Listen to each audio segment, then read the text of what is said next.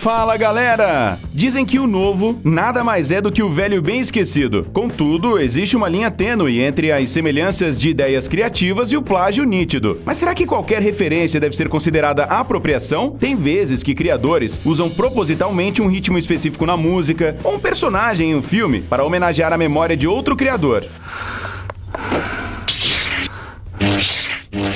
E, às vezes, nosso próprio cérebro reproduz imagens já conhecidas, que se instalaram em algum lugar distantes no subcórtex. De qualquer forma, a apropriação das ideias de outras pessoas nas indústrias criativas acontece de vez em quando, e não há nada que possamos fazer a respeito. Hoje, vamos falar sobre os exemplos mais polêmicos de adaptação e plágio em desenhos animados. Bora logo começar! As Tartarugas Ninja. No final do século passado, uma série animada sobre 4 tartarugas mutantes, batizadas em homenagem a artistas renascentistas famosos, foi assistida massivamente por milhões de crianças. Falando nisso, um break para teste de idade. Se a música de fundo não vem à sua cabeça agora, então provavelmente você tem menos de 20 anos.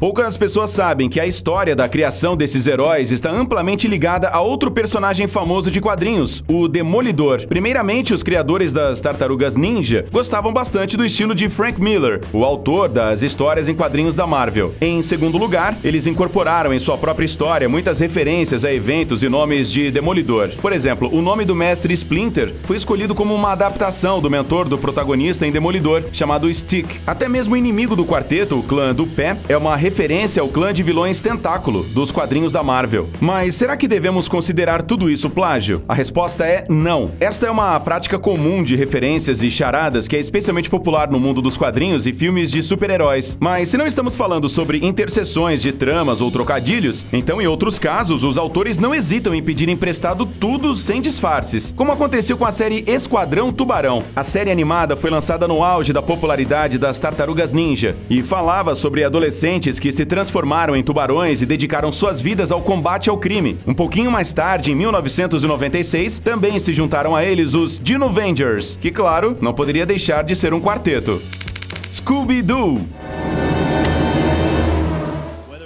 E este é outro desenho animado icônico do final do século passado que começou em 1969 e um pouquinho antes das Tartarugas Ninja. As razões para o estrondoso sucesso foram inúmeras. Não é à toa que a série recebeu o prestigioso prêmio EMI 2 vezes. O êxito da série se deve à junção de histórias de detetive emocionantes com uma dose generosa de humor e personagens muito carismáticos. Além, é claro, do próprio Scooby-Doo, o cachorro que dá nome à série. Aliás, sabe de onde surgiu esse apelido em comum? Você nunca adivinharia. Acontece que um dos produtores da série, Fred Silverman, estava em um avião e ouviu Frank Sinatra. Até aquele momento, o nome de seu novo projeto ainda não tinha sido inventado. Os autores foram eliminando as opções uma a uma e não puderam chegar a uma decisão final. Foi então, na viagem, que de repente, nos fones de ouvido do produtor, o lendário Jazzman Sinatra cantou Doobie-Doobie-Doo. Esse som improvisado imediatamente chamou a atenção de Fred, que adicionou a letra S e determinou o novo nome do lendário cachorro. Na época, com o sucesso em ascensão no mundo da animação, o momento era propício para criar mais um desenho animado popular. Assim, em 1973, foi lançado Goober e os Caçadores de Fantasmas, uma série que, à primeira vista, parecia uma cópia absoluta de Scooby-Doo. O desenho tinha exatamente o mesmo grupo de amigos, porém, eram 3 personagens em vez de 4, e um cão como assistente na investigação de casos misteriosos. Só que a raça não era de um dog alemão, mas de um galgo afegão. E o mais importante, continha também poltergeists, fantasmas e outros espíritos malignos.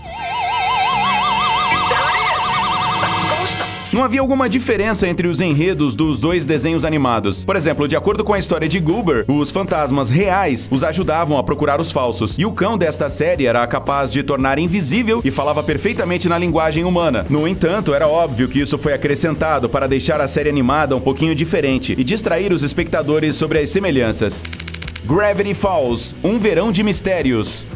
Em 2012, a Disney Channel passou a exibir esse desenho animado, que logo se tornou um verdadeiro sucesso. O enredo de Gravity Falls, um verão de mistérios, é baseado nas aventuras de 2 gêmeos em uma cidade americana que leva o mesmo nome, para onde os irmãos foram enviados para passar as férias com o avô. Assim como qualquer adolescente aos 12 anos, no início Dipper e Mabel morrem de tédio, mas logo descobrem um monte de coisas paranormais acontecendo na cidade. Alguns anos atrás, na República Russa do Tartaristão, foi lançado um desenho animado muito semelhante, chamado Valley. Segundo os seus criadores, o principal objetivo era inspirar a geração mais jovem a aprender a língua tártara. Mas no processo de produção do desenho animado, os autores, aparentemente, se deixaram levar por referências estrangeiras. A primeira série mostra uma história e personagens quase idênticos aos de Gravity Falls, embora ligeiramente adaptados à realidade local. O protagonista de Valley é muito parecido com Dipper, embora ele não use um boné de beisebol. Nas férias, ele vai para a aldeia, não para a cidade, e sua avó, em vez do avô, o espera lá. Se isso é considerado ou não plágio, ainda não sabemos. Apesar de tudo isso, a iniciativa educacional dos autores pode ser considerada nobre, especialmente porque este é o primeiro projeto em grande escala do estúdio de mídia Tasma. Atualmente, os criadores estão trabalhando para melhorar a série piloto e a sequência, em que prometeram modernizar o estilo dos personagens e do roteiro. Bob Esponja. Patrick? A lendária série animada da Nickelodeon, que continua no ar até hoje, dispensa apresentações. You know me, SpongeBob.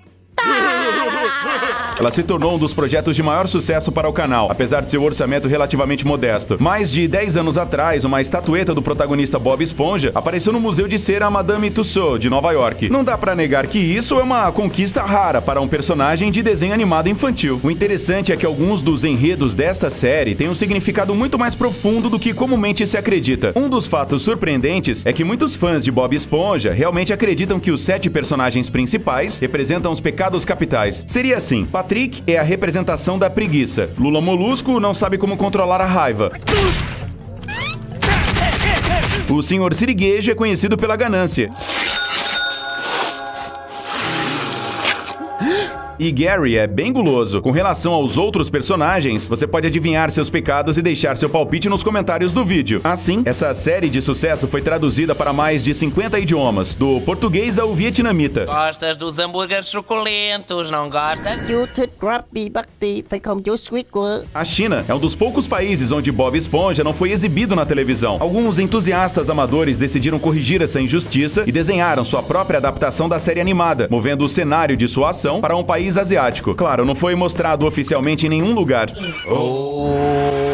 Mas o desenho ganhou bastante visualizações na web. Já a série Fred Coquinho e a Ilha das Frutas, feita pelo estúdio americano Warner Bros., foi realmente exibida na TV. Porém, não por muito tempo. O desenho teve avaliações muito ruins, inclusive devido ao plágio óbvio e de baixa qualidade de Bob Esponja. A trama do desenho animado se passa em uma ilha habitada por frutas vivas, e o personagem principal é apenas uma cópia do já tão conhecido personagem da Nickelodeon, exceto pela forma geométrica, que é uma bola em vez de um quadrado.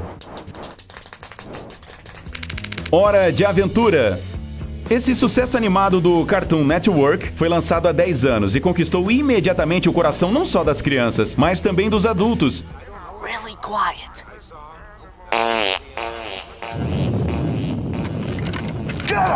Até porque o enredo da série animada dificilmente pode ser chamado de infantil. A animação acontece em um planeta que acabou de sobreviver a uma guerra nuclear. Não surpreendentemente, a inspiração para a criação do universo pós-apocalíptico foi o popular filme Mad Max. 5 anos após a estreia de Hora de Aventura, foi lançado na China um programa muito semelhante no YouTube.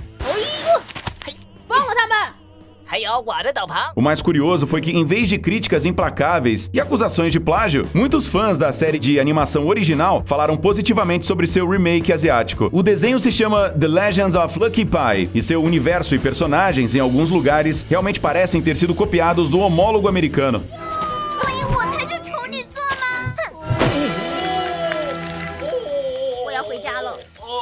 O mais surpreendente é que a série foi criada por 2 amigos entusiastas, sem nenhum equipamento especial ou orçamento, e que ficou muito bom. Assim, dá até pra perdoar esses criadores por terem pegado emprestado um pouquinho a ideia de outros animadores. My Little Pony, a amizade é mágica. Provavelmente você já viu esses pôneis de plástico com olhos enormes, pedras de strass e crinas de todas as cores em lojas de brinquedos infantis. No final do século passado, eles se tornaram insanamente populares. Só no período de 2003 a 2010, a empresa americana Hasbro conseguiu vender 100 milhões desses brinquedos em todo o mundo. Ainda em 2010, foi apresentada na televisão a estreia da série My Little Pony, A Amizade é Mágica, que fala das aventuras de um pônei num mundo de contos de fadas. Yeah, friendship and flowers and ponies and boo. O desenho, que ainda está sendo lançado, foi traduzido para vários idiomas e rapidamente conquistou milhões de fãs ao redor do mundo. O mais inesperado é que o público-alvo seria composto por meninas em idade escolar, mas acabou que os pôneis, por algum motivo, tornaram-se populares entre um número considerável de rapazes, até mesmo adultos. Se você olhar para as filmagens da série de animação Philly Fantasia, que estreou no ano passado, é quase impossível encontrar diferenças em relação ao programa mencionado anteriormente. A única coisa que chama mais a atenção é, talvez, a animação tridimensional, que leva a aparência dos personagens a um novo nível. Aliás, as primeiras notícias sobre a série surgiram em 2013. Depois, um trailer foi publicado na internet, mas sua semelhança com outro desenho de pôneis foi tão escandalizada que a estreia foi adiada para o ano passado. Desta vez, a reação do público foi muito mais tranquila. South Park. Imediatamente após seu lançamento na televisão em 1997, esta série animada impressionou o público com seu humor negro e de ridicularização sem precedentes da cultura norte-americana, que instantaneamente ganhou um grande fã-clube. A propósito, você sabia que o longa-metragem South Park entrou para o Guinness? E adivinha só o porquê? Doggy. Doggy. Now I want you to say horse. Hush, fuck. That hurt, goddammit! No desenho foram contados 399 palavrões, 128 gestos obscenos e 221 atos de violência. Plagiar os personagens desse desenho não seria tão difícil assim, afinal eles eram baseados em pessoas reais. Os criadores fizeram o primeiro episódio de South Park à mão, rearranjando os personagens de papelão para cada cena. Contudo, imaginar e criar uma adaptação decente com o mesmo roteiro inteligente seria muito mais difícil. Mesmo assim, esses análogos existem, e não em algum lugar qualquer na Europa, mas no mundo árabe. Em 2000, o Kuwait lançou sua própria série de televisão adaptada de South Park, chamada Block 13, com personagens e animações muito semelhantes. O enredo também é construído em torno da discussão de problemas importantes da sociedade e do Oriente Médio, mas claro, sem a mesma quantidade de violência e xingamentos. O incrível mundo de Gumball.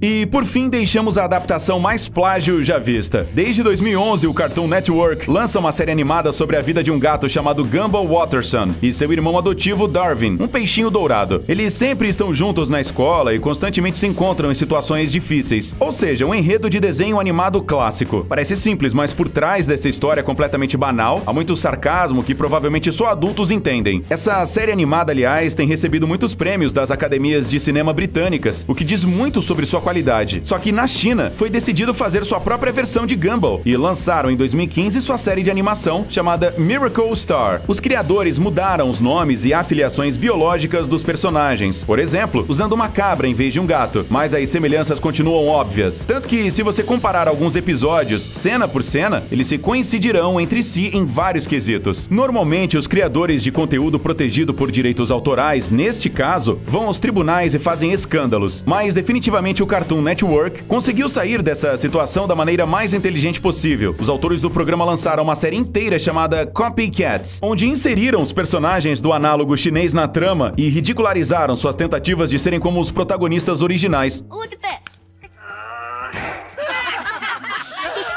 Mesmo assim, no final, a empresa chinesa acabou recebendo uma multa singela de $10 mil.